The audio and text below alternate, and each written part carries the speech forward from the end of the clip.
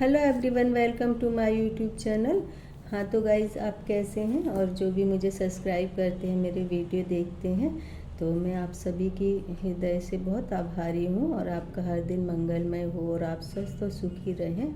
और मैं ना बहुत दिनों से बहुत बीमार चल रही हूँ, लेकिन फिर भी मैं कोशिश करती हूँ कि आखिरी सांस तक मैं हार न मानूँ, क्योंकि मेहनत और संघर्ष मेरी नियति में शामिल है। और मैं यह भी नहीं चाहती कि कोई मुझसे हमदर्दी रखे, क्योंकि मैंने हर चुनौती को कबूल कर अकेले ही सारा रास्ता अख्तियार किया है। लेकिन मुझे ना कोई ये कह दे कि तुम कैसे हो, तो सिर्फ इतना पूछ ले तो मुझे बहुत अच्छा लगता है।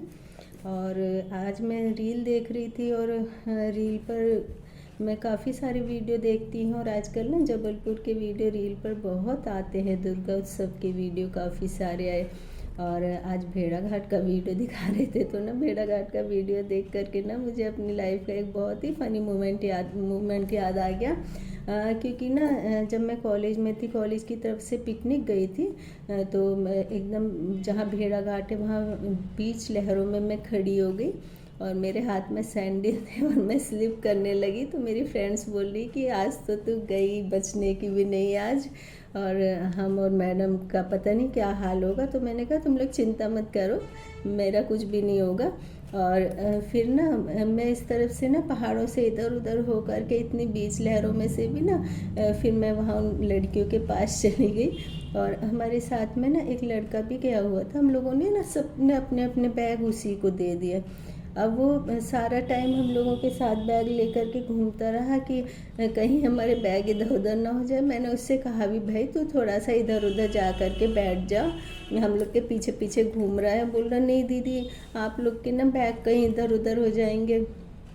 फिर मैडम ने कहा कि जाओ तुम सारी गर्ल्स को बुला करके ले आओ, क्योंकि ना पिकनिक ख़त्म हो रहा, हमको घर जाना। वो आया भी और आकर के बोल रहा दीदी आप लोगों को ना मैडम ने याद किया है। तो मैंने कहा कि चलो कोई बात नहीं, याद किया तो याद करने दो। फिर वो गया, वहाँ से उसको मैडम ने डांट लगाई कि वो लड़कियाँ अभी तक आई क्यों नहीं। और वो डांटती हुई मैडम लड़के को हम लोगों के पास ले आई।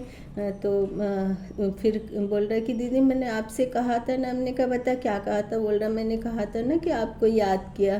तो हमने कहा तूने ये थोड़ी कहा था कि बुलाया है। तो इस तरह के जब भी ना सीरियस होती हूँ ना, तो फ़नी मोमेंट याद कर लेती हूँ ना, तो मैं थोड़ा सा ना कम सैड रहती हूँ। तो गाइज आज ना मैं अनामिका अजूबी की स्टोरी का 17th पार्ट ले करके।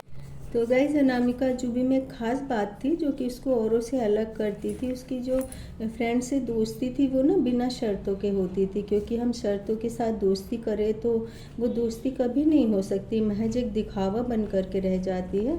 और अनामिका एक गरीब परिवार से थी, जबकि उसकी सभी फ्रेंड्स बहुत रिच फैमिली से थी। लेकिन उसकी फ्रेंड्स कभी भी अमीरी गरीबी का भेद नहीं करती थी। और अनामिका अजूबी का बचपन पहाड़ों पर सर पर दौड़ते हुए और पेड़ों के झुरमुट से बिना रुके हुए भागते हुए, तो कभी फ्रेंड्स के घर बड़े से ग्राउंड में पिकनिक मनाते हुए गुजरा था। और कई बार पेड़ों के झुरमुट से तेज़ भागते हुए उसके हाथों में बहुत ज़्यादा चोट लग जाती थी। तो कभी पहाड़ों पर चढ़ते हुए वह स्लिप कर जाती थी तो उसके पैर में चोट लगती थी, कभी पैरों में छाले भी हो जाते थे। लेकिन ये सब जख्म उनको वह एकदम नज़रअंदाज कर देती थी, क्योंकि इन संघर्षों के बीच में वो लड़कर ही बड़ी हुई थी। तो शायद सारी ज़िंदगी उसको अकेले ही संघर्ष अकेले ही करना था। इसी वजह से वो इन संघर्षों के बीच ही पली और बड़ी थी। और कई बार अनामिका अजूबी की स्टोरी लिखते हुए मेरी आँखों के सामने अंधेरा छा जाता है कि कैसे उस लड़की ने सारी ज़िंदगी अकेले रहकर जीवन की इतनी लंबी यात्रा को पार किया होगा, जो कभी सड़क भी पार नहीं कर पाती थी और जिसके साथ उसकी परछाई भी नहीं थी। क्योंकि गाइस जब हमारे जीवन में एक संकट आते हैं तो अपनों की तरह परछाई भी हमारा साथ छोड़ देती है। और यदि हमारा साथ निभाते हैं तो हमारी आँखों से गिरने वाले आंसू और दर्द, और ये जो दर्द के रिश्ते होते हैं ना, चाहे किसी से दूर रहकर ही क्यों ना निभाए जाएं, सबसे ज़्यादा मजबूत होते हैं। तो काफ़ी समय पहले की बात है। रात के 8:30-9 बज रहे थे और अनामिका के हस्बैंड कहीं से मीटिंग में से आए थे। और अनामिका रोज़ की तरह दरवाज़ा खोलकर किचन के काम में लग गई, क्योंकि दरवाज़ा हमेशा उसके हस्बैंड बंद करते थे। और उस दिन सिर्फ यही भूल उसके हस्बैंड से हो गई कि वो दरवाज़ा बंद करना भूल गए। और कुछ देर बाद अनामिका की बेटी ने बताया, पापा ने दरवाज़ा अंदर से बंद कर रखा है। और बेटी ने दरवाज़ा नॉक किया तो कुछ देर बाद अनामिका ने सोचा बेटी दूसरे कमरे में होगी, और उसने हस्बैंड का कमरा नॉक किया। दरवाज़ा खुला और जो कुछ उसने देखा तो उसके होश उड़ गए, क्योंकि कमरे में एक अजीब सा इंसान था। उसने फेस कवर कर रखा था और अनामिका के हस्बैंड के माथे से सटाकर पिस्टल रख रखी थी। और ना अनामिका ने ज़ोर से हाथ मारकर पहले हस्बैंड के माथे से पिस्टल हटाई, और उसने तभी अनामिका की बेटी के माथे पर पिस्टल रखने की कोशिश की, लेकिन अनामिका ने पिस्टल हाथ से छूटने नहीं दी। और तभी उसकी बेटी ने अपनी फ्रेंड्स को फ़ोन कर दिया, और उसकी फ्रेंड्स ने भी पुलिस का नंबर ले लिया। तो अनामिका की बेटी ने मना कर दिया कि नहीं, अभी पुलिस को बुलाने की कोई ज़रूरत नहीं है, क्योंकि इसने हम सभी को एकदम कमरे में बंद करके रखा है। तो फिर उसके बाद में बेटी के बाहर जाते ही ना उस इंसान ने दूसरे हाथ से पिस्टल छीनकर अनामिका को मारने की धमकी दी, लेकिन अनामिका ने पिस्टल की नोक से अपने हाथ की मुट्ठी बंद कर ली। और 10-15 मिनट तक जद्दोजहद चलती रही, और अनामिका को लगा ये पिस्टल अनामिका को लग गई तो उसकी डेथ हो जाएगी, और उसकी डेथ के बाद उसके हस्बैंड को जेल हो जाएगी, बच्चे रोड पर आ जाएंगे। तो अनामिका की मौत ज़िंदगी में बिल्कुल फासला नहीं था, मौत आगे चल रही थी तो ज़िंदगी पीछे पीछे दौड़ रही थी। और अनामिका ने उससे कहा कि तू घर के अंदर तो आ गया, और मेरे हस्बैंड और बेटी से मुझे मारने की भी कोशिश करी, लेकिन अब तू बता कि तू चाहता क्या है, क्योंकि मुझे मौत से डर नहीं लगता, बस मुझे इस बात से डर लगता है कि मेरे बच्चों का क्या होगा। तू चाहे तो मुझे मार दे, लेकिन ये सोचना कि तूने माँ को उसके बच्चों से छीना है।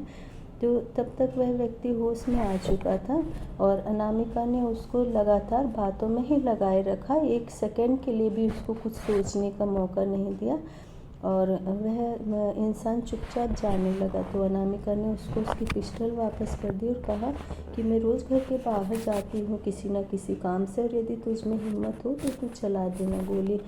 और अब तक जो वह व्यक्ति था एकदम शांत हो चुका था, और अनामिका ने उसकी तरफ देखा भी नहीं, और वो चुपचाप से उसके घर से निकल गया। और फिर अनामिका ने अपने हस्बैंड और अपनी बेटी को नॉर्मल किया, उन्हें पानी पिलाया।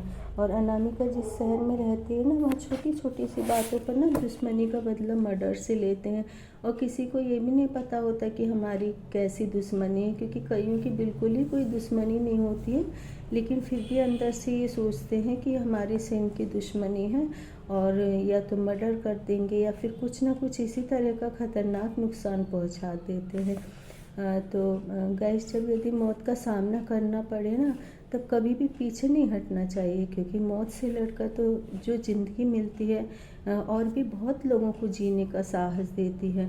और ये शायद बहुत ही कम देखने को मिला होगा कि किसी महिला ने अपनी फैमिली को मौत के मुंह से बचाया होगा, और बच्चों के लिए खुद को चाहती तो अनामिका हिम्मत भी हार सकती थी।